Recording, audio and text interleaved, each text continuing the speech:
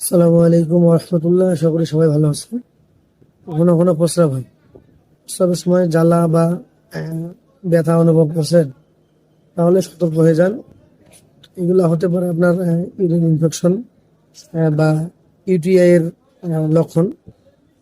এই সমস্যাটা নারী পুরুষ উভয়ের হয় এবং নারী পুরুষের উভয়ের মধ্যে দেখা যায়।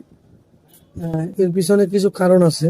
কারণগুলো হচ্ছে পর্যাপ্ত পরিমাণে পানি না খাওয়া, প্রস্রাব অনেকক্ষণ ধরে আটকে রাখা, এরপর হচ্ছে অপরিচ্ছন্ন টয়লেট ব্যবহার করা এবং আহ, যৌন স্বাস্থ্যবিধি না মানা।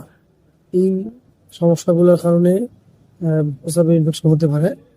এটা প্রতিরোধে আমাদের করণীয় কি? প্রতিদিন 8 থেকে 10 গ্লাস অথবা 2 থেকে 2.5 লিটার বিশুদ্ধ পানি পান করা, প্রস্রাবকে ধরে না রাখা, ব্যক্তিগত টয়লেট বা পরিষ্কার টয়লেট ব্যবহার করা এবং আহ, যৌন স্বাস্থ্যবিধি মেনে চলা।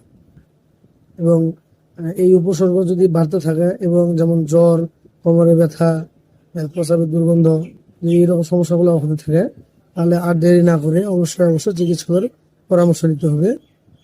ইউরিনারি ইনফেকশন হালকাভাবে নিলে জটিলতা আরও বাড়তে পারে, এমনকি কিডনিতেও এটা ছড়িয়ে পড়তে পারে। তাই সতর্ক হন, সুস্থ থাকুন। ধন্যবাদ সবাইকে। আসসালামু আলাইকুম।